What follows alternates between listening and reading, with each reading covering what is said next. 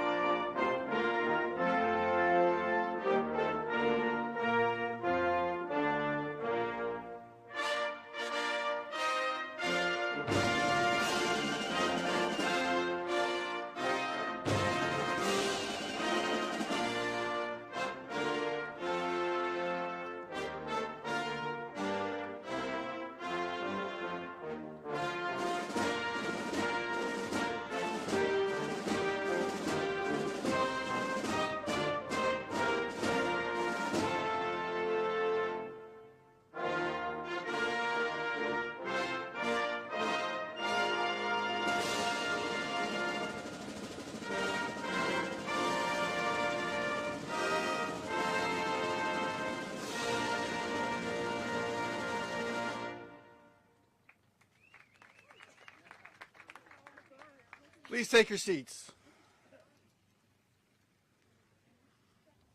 Again, welcome. My name is Colonel Brandon Bowman, and I'm the Commander and District Engineer of the United States Army Corps of Engineers, Jacksonville District. It is my pleasure to be here today as a Master of Ceremonies. Usually, when I attend these events, it's Drew Bartlett is the Master of Ceremonies, and he makes these look so effortlessly. So I hope I do half as well as Drew Bartlett does. But we're here today to do ribbon cutting for the Picayune Strand, which was a Generation 1 Comprehensive Everglades Restoration Plan project, which was first authorized in 2007, and I'll save you the math, that is 6.3 Army colonels. So we'll just round it up to 7, call it an even 7, because I don't want to, lose any body parts and make it 6.3. But we're here today because we restored 55,000 acres of Florida wetlands and uplands, which is going to be a huge benefit for all the native species that call this home. Before I get any further, I want to address the alligator in the tent. And no, it's not Alligator Ron in the back there with his gold sunglasses on. But why is there a Army colonel in camouflage fatigues today standing before you talking about Everglades restoration? And it goes back to the founding of our country, because the first school of engineering in the United States was the United States Military Academy at West Point.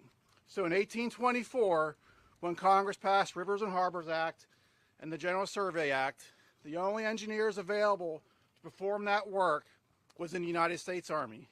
So for the last 202 years, your United States Army has been dedicating and delivering civil works projects for the nation. So that's why there's a guy in camouflage clothing today talking about Everglades restoration, which, if you haven't noticed, is the largest ecosystem restoration in the known galaxy.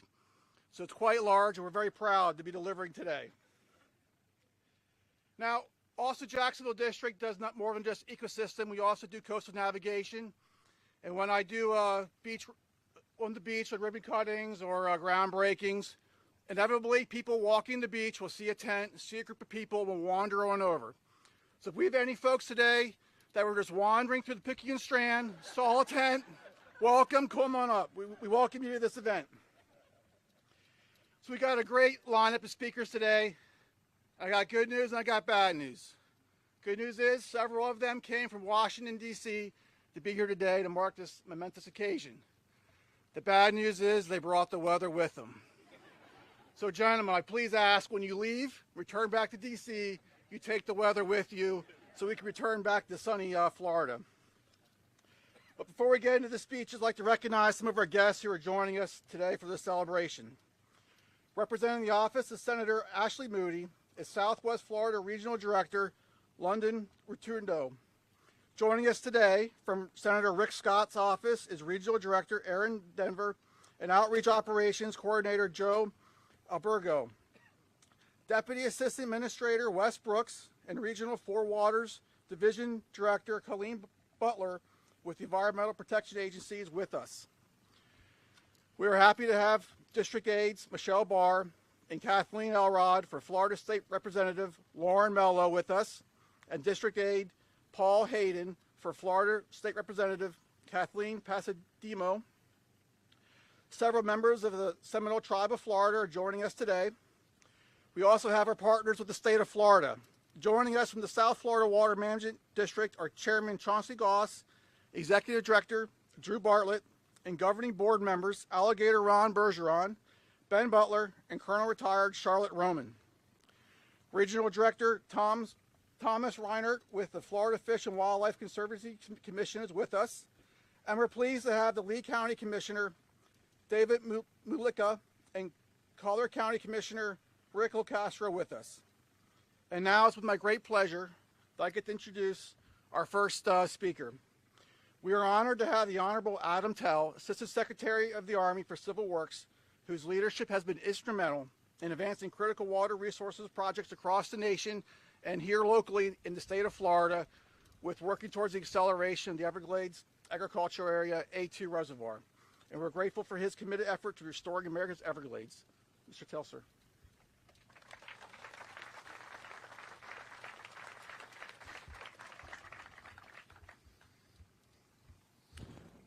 Thank you, Colonel Bowman. It's my great honor to be here with all of you today in Florida. My name is Adam Tell. I'm the 14th Assistant Secretary of the Army for Civil Works. And to put that in plain terms that people can understand, this means I'm the top official in the federal government, working for President Trump, working for Secretary of War Pete Hegseth, working for Secretary of the Army Dan Driscoll, and helping to oversee and manage the Army's Civil Works mission, which Colonel Bowman just described. Primary missions involve, as he described, navigation, flood risk management, aquatic ecosystem restoration. To put it in even more plain terms, I quite often think about building up the courage maybe to go see Secretary Hegseth in the hall and say, Mr. Secretary, you changed your title from the Secretary of Defense to the Secretary of War. I've got this title that nobody understands. I was thinking I might just change it to something more simple, 3 letters, the Secretary of Mud.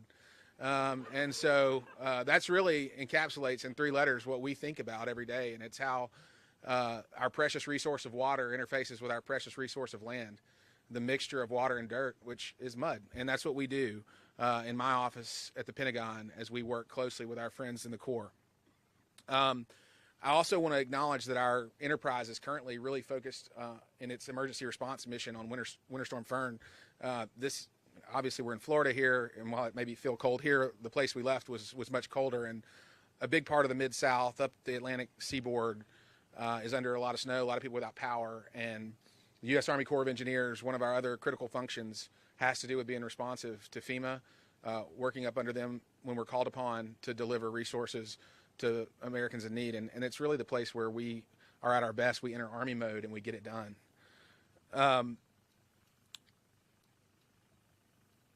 And this is all enabled, of course, by President Trump's leadership.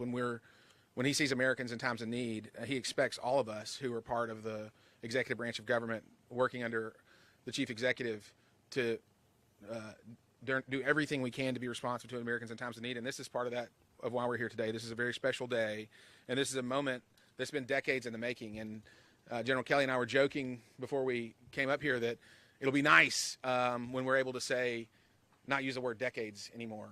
I know there's so many people that have put so many blood, sweat, and tears into this project, and it's unfortunate that it's taken decades. You're going to be seeing a lot of things soon that hopefully will take decades down to a much smaller denomination of time. And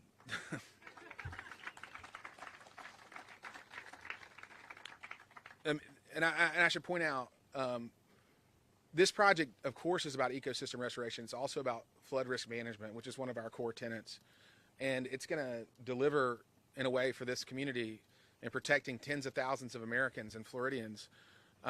But the way that this project has been done and the way that we're going about tackling the rest of the Everglades restoration is going to have echoes that reverberate throughout the nation. And I'll get into some of that later.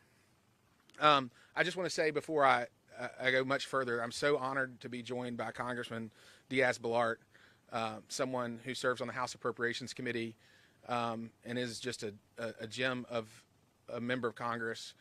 He was focused on Everglades restoration before it was cool. And he has been working on this for literally decades, and I know it's heartening to him to see all these years of work come together today. Secretary Alexis Lambert from Governor DeSantis' administration, the head of the Department of Environmental Protection, somebody that we work with almost every day, it feels like, especially as we try to tackle these very challenging issues here in Florida. My partner in crime, Major General Jason Kelly, I got so lucky that he was the top military officer in the entire U.S. military charged with dealing with civil works, that I had a partner like General Kelly. He and I travel together. We talk multiple times a day. It's just such an amazing partnership. Connor Tomlinson from my team, who works in the Assistant Secretary's office, who's from here in Florida, in this part of Florida, Fort Myers, in fact, who keeps us grounded on our priorities and putting Florida near the top of the list. Colonel Bowman, I mentioned.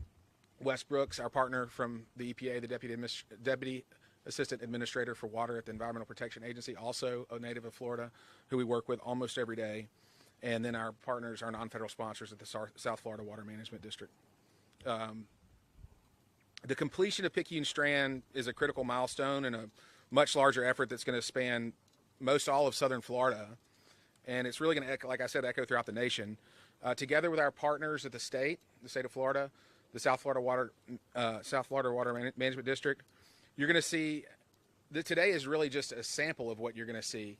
You're going to see an effort like you haven't seen in a long time, maybe ever, to deliver ecosystem restoration here in southern Florida in a way that nobody thought was possible. And like I said, it's going to be denominated, hopefully not in decades, hopefully in single-digit years. And this project, this milestone today as we're completing this, has helped pave the way for that in so many ways. Having a partner like the South Florida Water Management District, they have more capacity, or as much capacity, I should say, as any non-federal sponsor we deal with throughout the nation. We couldn't do the things that we do without our ability to expand our capacity into the very capable hands of those folks at South Florida Water Management District. And it's not without struggle. We have to work together. Everything's not perfect, but we do work together and we get along great. I can't tell you and I can't express to you how laser focused my office is and the Army Civil Works office is on delivering Everglades restoration. We work on it every day, and we have 50 states to look after, but this is one that we have prioritized, the President has prioritized, and the Governor has prioritized, and we're getting after it every single day. And I would just say, what has happened here with us heading into overdrive, with this as our launching point to restore the Everglades, really matches President Trump's desire to deliver on making sure that we make the most of restoring America's natural resources, restoring its beauty. And just think, this year is going to mark the 250th anniversary of our country, 2026, 1776, 250 years. And it's so important that we take all that we've been given, all that we've invested in as taxpayers, all that we've been given from God in terms of natural resources, and make the absolute most of them. The world's going to be watching us. We're going to be celebrating as a nation who we are, and this is part of who we are. And so it just makes me well with pride that that's going to happen while I'm in this position and while President Trump is president. There's so much we have to celebrate as Americans, and this natural resource here is part of it. I just want to, before I turn it over, I just want to give a little bit of a preview of how the lessons we've learned here in southern Florida and southwest Florida and throughout the rest of the Everglades in our partnership with South Florida Water Management District is going to help change the way we do business across the country.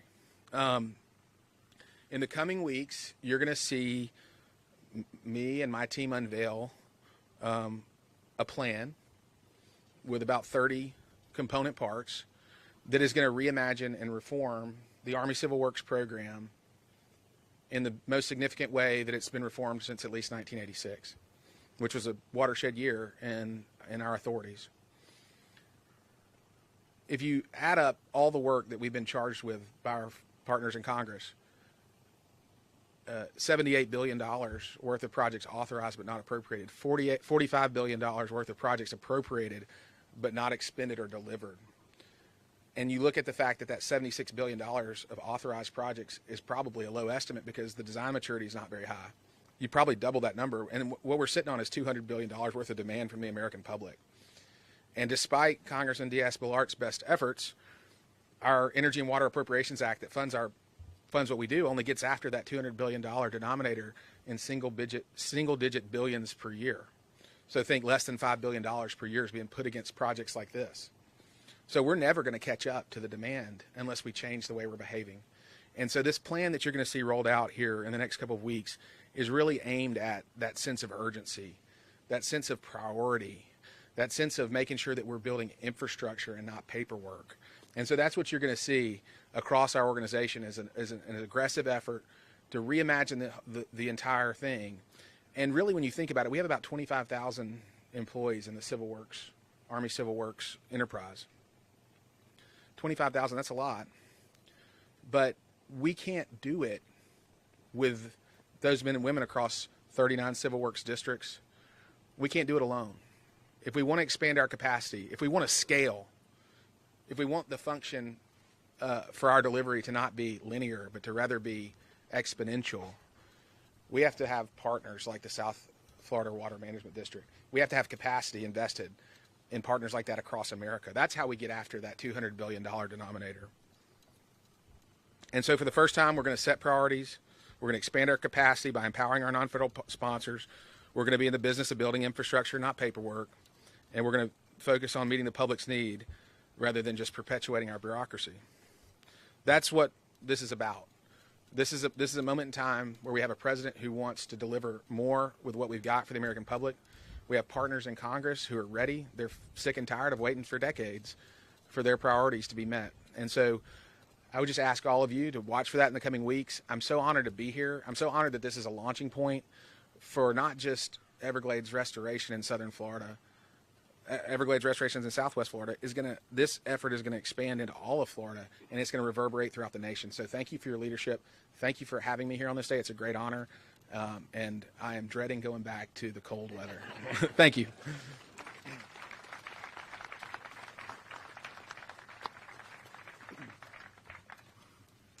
Thank you, Secretary. We are honored today to welcome the Honorable Mario Diaz-Balart, representative for Florida's mighty 26th Congressional District. His leadership has been instrumental for not only Picayune Strand, but restoring America's Everglades, as well as South Florida's water resources. So I'd like to welcome the Congressman, please.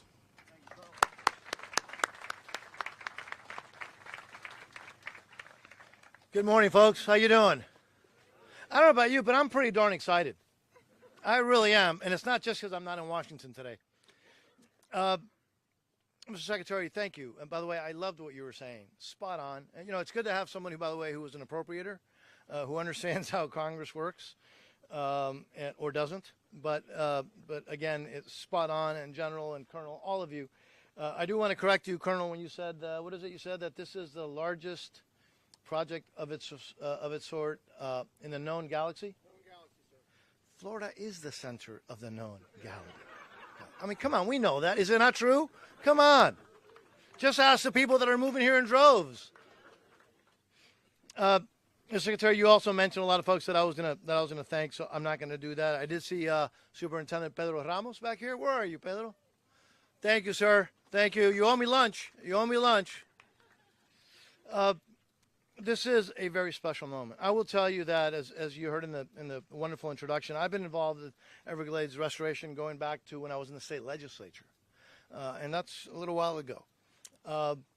One of the first things that I did when I got elected to Congress was create the Everglades Caucus, which was instrumental in getting Congress, and particularly the Florida delegation, to kind of focus efforts and coordinate efforts on the congressional level. I started that with the late Alcee Hastings, and now I co-chair it. I still co-chair it with my colleague, Debbie Wasserman Schultz. This is not a partisan issue. This is an issue of necessity for Florida. And you hear about, things, oh, that's the lifeblood of whatever. Everglades is the lifeblood for Florida, not just for Southern Florida, for the entirety. And I don't care if you care about industry, if you care about tourism, if you care about economy, if you care about our ecology. This is what makes it all possible. And the fact that here today we are really celebrating a milestone. You heard it. 55,000? 55,000 acres. This is something that so many people have been working on for such a long time. And this is what happens when you have local, state, and we need to thank the state and the governor and everybody else and the federal government. And Mr. Secretary, if I would, we wouldn't be here without the president's leadership. He has been focused on, I'll never forget, in his first term, meeting with him in the Everglades, touring parts of the Everglades. He's been committed to this. You've been committed to this. The whole federal team has been committed to this. The governor of our great state, as other governors have been committed to this. And yes, the South Florida Water Management District and all of you, the tribes, everybody have been so committed to this. And so I don't have to tell you how important it is for those of us that are constantly bothering our colleagues for more money, more money, more money, how important it is to show results, to show something that's not just starting, but that is ending, that we're actually finishing up. So this is a huge moment. I just want to thank all of you. Thank all of you for your efforts, for never giving up, for staying in the fight. We got a lot more work to do, but this is a great day. Now, I will, General, I always start wherever I'm speaking, by the way. It doesn't matter if I'm in large groups or small groups. I always start by thanking the folks that don't tend to be in these celebrations, but the men and women who allow us to live in freedom, the men and women of the United States Armed Forces. So through you, sir, let's thank the men and women of the United States Armed Forces for keeping us free and allowing everything else to happen because of your sacrifice and their sacrifice. And while we do that, the state of Florida reveres our law enforcement and our first responders. And so if there are any here, just know that we support you, we love you, we're indebted to you, and to all of you, I'm indebted to you for your efforts, for your perseverance, for your hard work. What a great day. It's a privilege and an honor to be with all of you on this wonderful day here in Southern Florida. Thank you very much.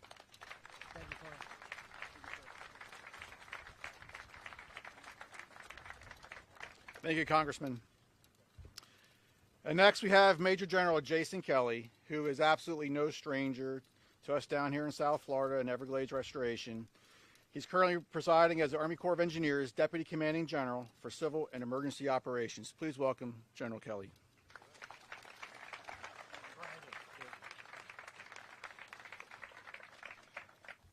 Certainly to Congressman Diaz-Balart, Honorable Tell, Secretary Lambert, friends of the Everglades, and especially those who carry Picayune Strand in their hearts.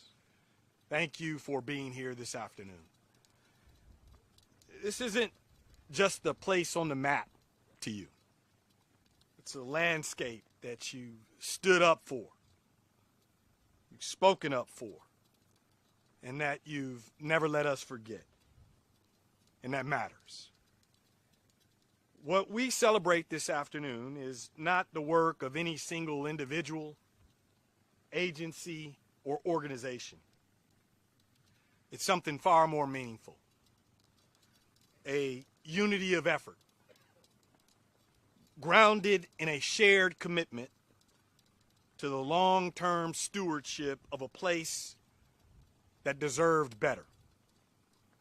And now, finally, it's getting it. Picayune Strand tells a familiar Everglades story, a story of unintended consequences, of bold intervention, and ultimately of restoration that requires patience, persistence, and trust. Trust that when people come together, government partners, scientists, advocates, engineers, contractors, and community members, we can correct course and do right by the land. This project has never been easy. It's asked us to work across jurisdictions, disciplines, and perspectives. It required us to listen, sometimes uncomfortably. It required us to adapt, demanded that we stay the course long after the spotlight moved on. That's where you come in. Friends of the Everglades and the many partners aligned with this effort have been more than observers. You've been caretakers. You've been champions. And at times, the conscience of this work. Your advocacy sharpened our thinking. Your persistence strengthened our resolve. And your belief in Picayune Strand reminded us why this work matters. Not just for today, but for generations. Restoration isn't just about hydrology or habitat. It's about values. It's about deciding what kind of legacy we'll leave behind. And Picayune Strand stands as proof that when a whole community commits itself to a common cause, progress is not only possible, it's enduring. So today, we celebrate more than a project milestone. We celebrate collective stewardship. We celebrate partnership that endures. And we celebrate the simple but profound idea that when we work shoulder to shoulder, guided by purpose and respect, we can restore what was once thought lost. Thank you all for your leadership. Thank you for your trust, your unwavering friendship to the Everglades. This success belongs to all of you and to the land itself. Thank you.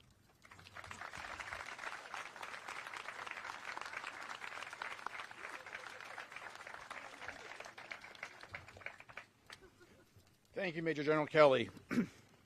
Next, please join me in welcoming the Honorable Alexis Lambert, Secretary of the Florida Department of Environmental Protection.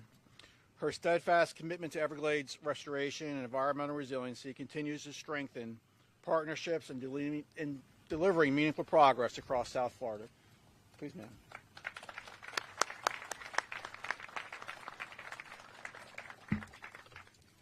You gentlemen are a hard act to follow. But I'm going to do my best. It's an honor for me to be here today with all of you, and I thank you all for being here to celebrate this milestone. As we mark the completion of the Picayune Strand Restoration Project, we are also recognizing what sustained commitment can accomplish. This project restores natural water flows across more than 55,000 acres of Southwest Florida. Roads were removed, canals were plugged, and wetlands are now reconnected. Wildlife habitat is improving, water quality is improving, and downstream ecosystems, including Collier-Seminole State Park and Rookery Bay, are already seeing the benefits. This project matters because it works. It also matters because it shows us what long-term commitment can achieve. Everglades restoration succeeds only when we keep showing up, year after year, budget after budget, and project after project.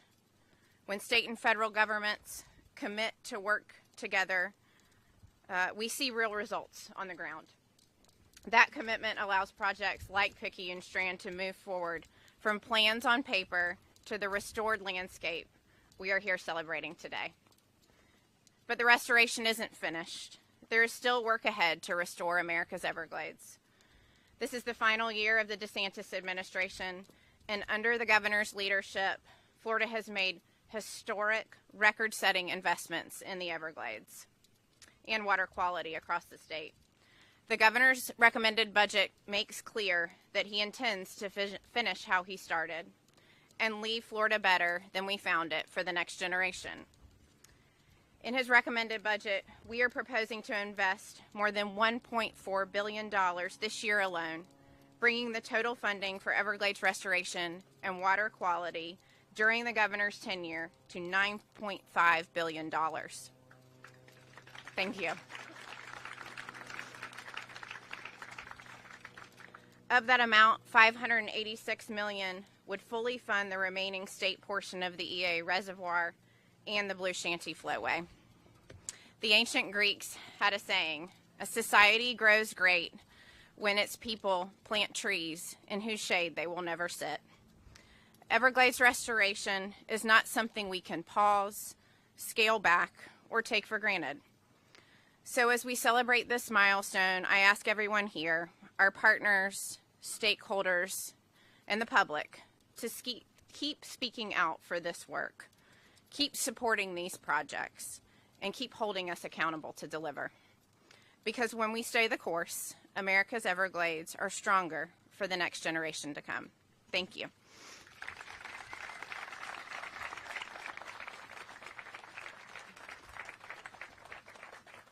Thank you, Secretary. Next, we were very fortunate to have strong state partners in the South Florida Water Management District and all of its governing board members. And I'd like to invite up Colonel Retired Charlotte Roman for a few remarks, as she's been a great proponent of this project in Picayune Strand and the Army Corps of Engineers. So, ma'am, please come up.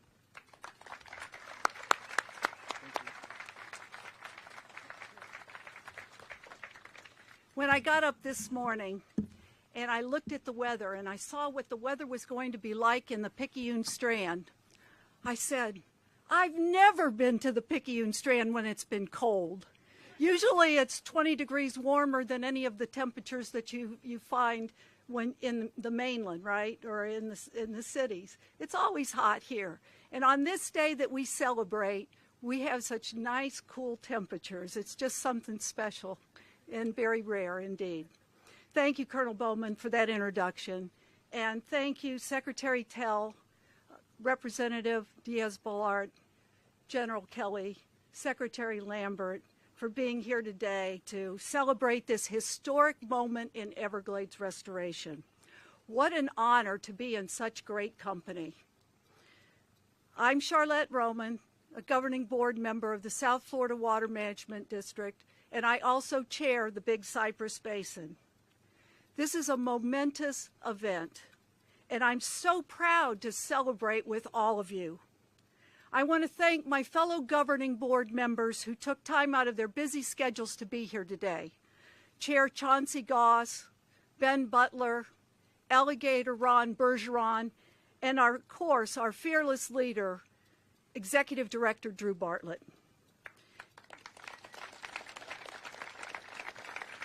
As I look around today, I see people who have dedicated their lives to this project, and others that have worked tirelessly throughout the many years to bring it to a successful completion. When I showed up today, I saw the project manager that greeted me when I first became a governing board member, and she had labored on the Picayune Strand Restoration Project for her whole time at the district. People are amazing.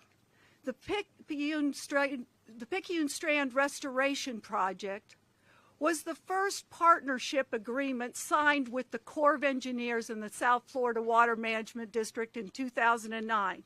And 17 years later, we're done. Okay.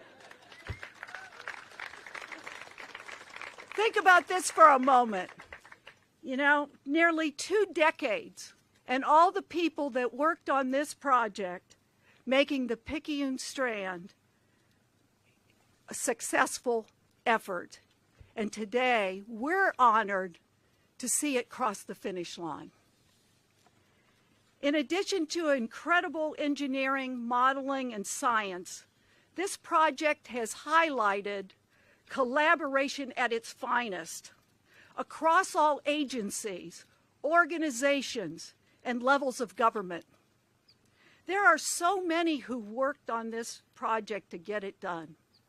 And I want to give a special shout out to Major General Kelly, Colonel Bowman, Howie Gonzalez, Steve Baisden, and Ava Velez.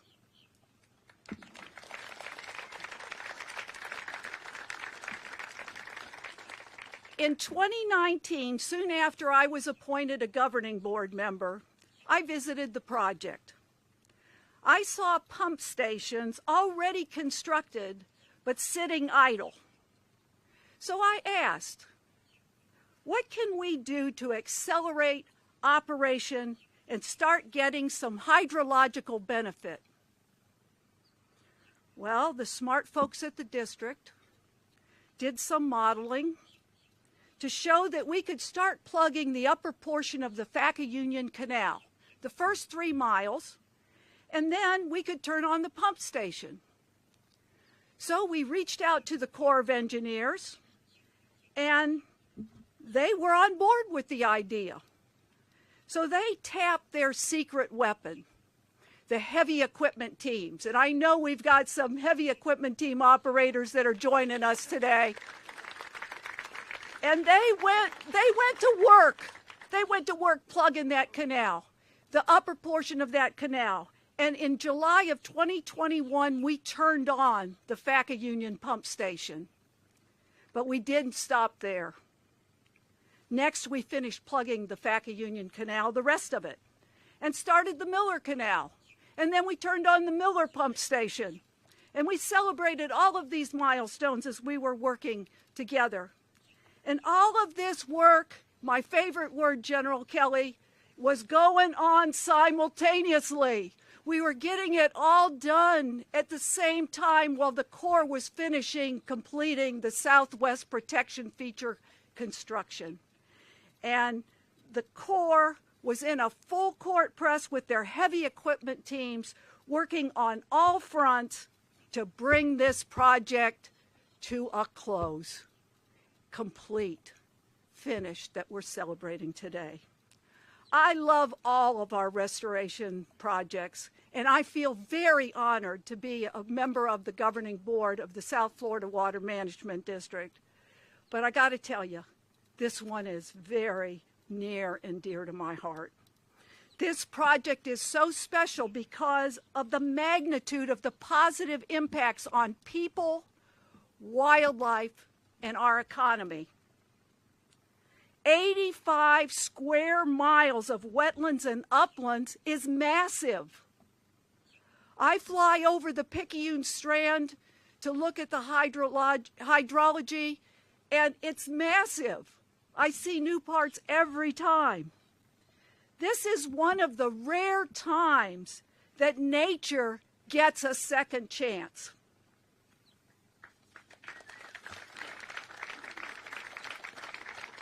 In December, we celebrated the 25th anniversary of the Comprehensive Everglades Restoration Plan.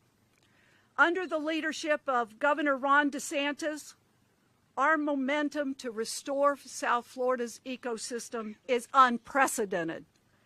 We've also joined together with the Department of the Army in a landmark agreement to accelerate Everglades restoration projects, including the Everglades Agricultural Area Reservoir. And this agreement moved up the completion of that reservoir by 5 years. These are truly historic times. Congratulations to the South Florida Water Management District and the U.S. Army Corps of Engineers on a job well done. And to all of the staff, both past and present, who worked on this project, thank you. On behalf of the governing board, I want to thank everyone for being here today to celebrate the completion of the Picayune Strand Restoration Project. It's amazing that I can even say those words because it's such an honor to be in place at the time this crosses the finish line. And I can't think of a better way to kick off 2026 than with this celebration. Thank you.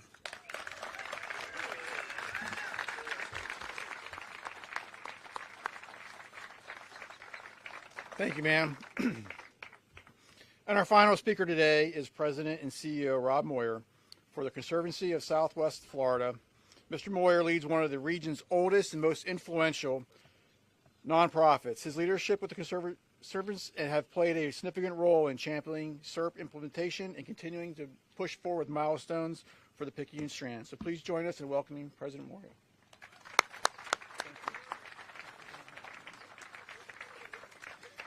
Well, that's a tough act to follow. Charlotte's passion is legendary, and we see it on full display today. Well, good afternoon. It's an honor to be here, and thank you, Colonel Bowman and the Army Corps leadership for inviting the Conservancy of Southwest Florida to be part of this remarkable ceremony. It's an honor to be here. Our board members, our volunteers, and staff are also present here, and we are equally excited to share this day with all of you. And we share it also with an amazing group of nonprofit conservation groups who are here and are always deeply involved in advancing the mission of Everglades restoration. So as we stand here in the heart of the Western Everglades to mark the completion of the Picayune Strand Restoration Project, one of the largest restoration projects completed in the Everglades, we know this is a moment, as that has been said, as decades in the making. And we all know this ribbon cutting, it represents a lot more than just finishing construction with the heavy equipment crews. It represents, as we've said, persistence, partnership, and a long-term commitment at a scale few restoration efforts have ever achieved. In understanding the history of this landscape, it is in many ways redemption for this once heavily logged and previously drained and damaged land. Nature does get a second chance sometimes. So first and foremost, this moment belongs to the state of Florida. Everglades restoration is complex, expensive, and measured in generations, not years. Yet the state remained committed. Through changing administrations, shifting priorities, and economic uncertainty, Florida made the sustained investment required to bring the project to completion.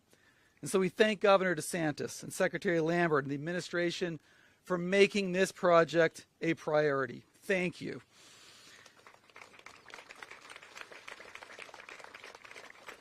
When I first became CEO, I got to go to my first Everglades Coalition meeting, and the first speaker was Congressman Diaz-Balart, co-founder and co-chair of the Congressional Everglades Caucus. And so we really do appreciate, all of us in the nonprofit community, your leadership and your tremendous efforts to advance in a bipartisan way Everglades restoration. And the South Florida Water Management District has been the state's lead partner on this project, as we all know. And that type of restoration at this scale, 55,000 acres, does not happen without that long-term commitment so many of our speakers have touched on. And we are deeply appreciative to all members of the district who have made Picayune Strand that the water will flow once again here in the Strand. And we're very grateful, in particular, to the district governing board member Charlotte Roman, who lives right here in Collier County. And as you can tell from her passion, has really helped champion this project. She is a wonderful ambassador for the Strand, and we are very grateful to you, Charlotte. Thank you.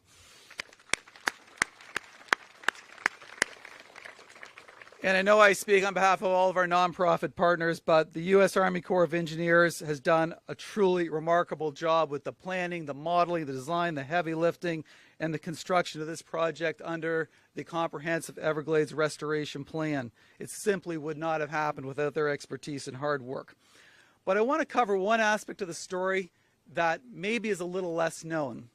Before restoration could even begin, before the canals could be filled, before the water could flow again, there is a necessary first step. Decades ago, after this area had been heavily logged for the high-quality cypress that was found here, the land was targeted through one of the biggest marketing scams in U.S. history. Yes, it was a couple of hair tonic salesmen that decided they could sell land in Florida. If they could sell hair tonic, they could certainly do this.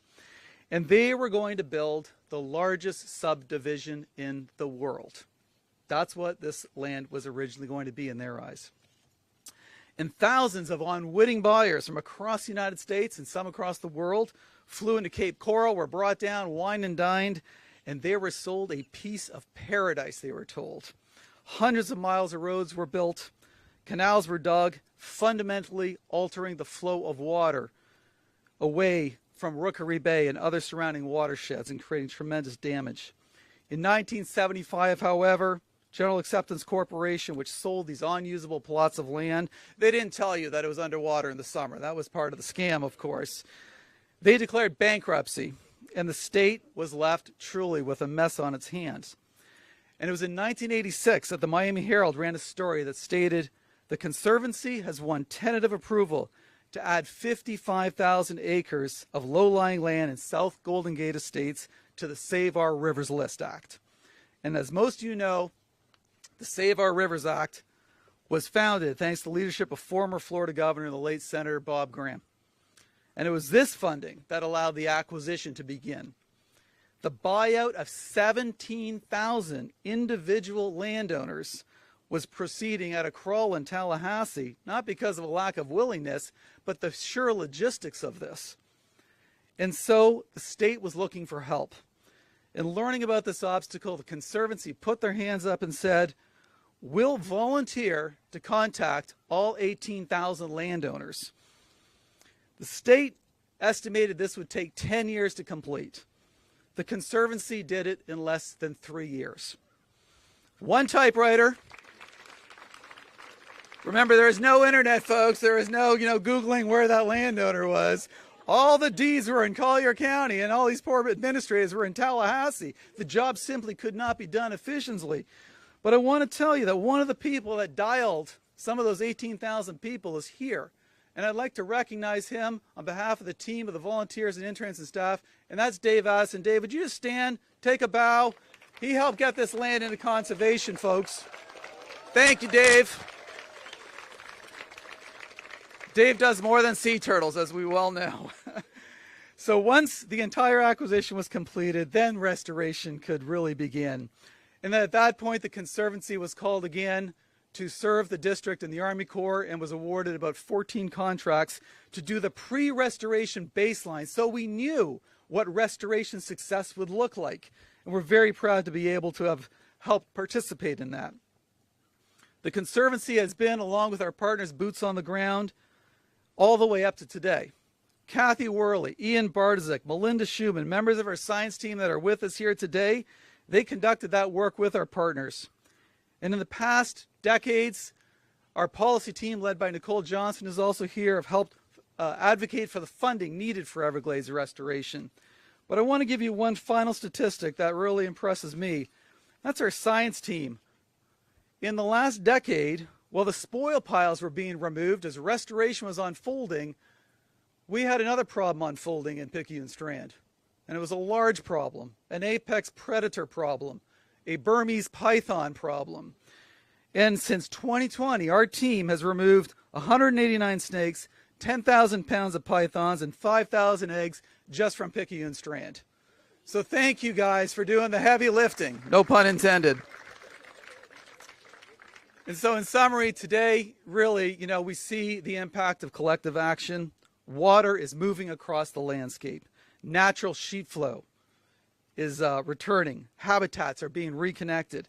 And this project, has been previously said, is already improving the native habitat for our amazing wildlife in Florida in the Everglades ecosystem. The Picayune Strand Restoration Project shows what can happen when science leads, public investment stays the course, and partners commit for the long term. And so we thank you for being here on behalf of the nonprofit community and all the partners the Conservancy has to work with. We thank the Army Corps, we thank the district for being part of Everglades history on this magnificent day. Thank you so much.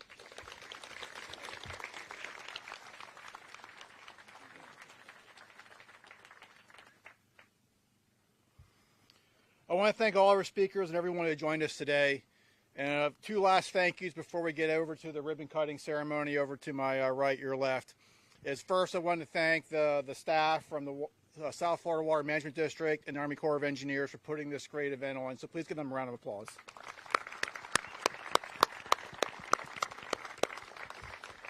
And lastly, I've been in command about halfway through my time, 18 months left. And one thing I learned is that Everglades restoration is a team sport, and everyone here in the tent today is part of the team. And I look forward to seeing everyone at the next ribbon cutting, which I'm probably sure will probably be Drew, because he loves cutting ribbons. So with that, I would like to invite all the speakers, Drew Bartlett and all the governing board members, over to the ribbon so we can hand you your comically large pair of scissors. And everyone else, please come over and get a good spot for a photo.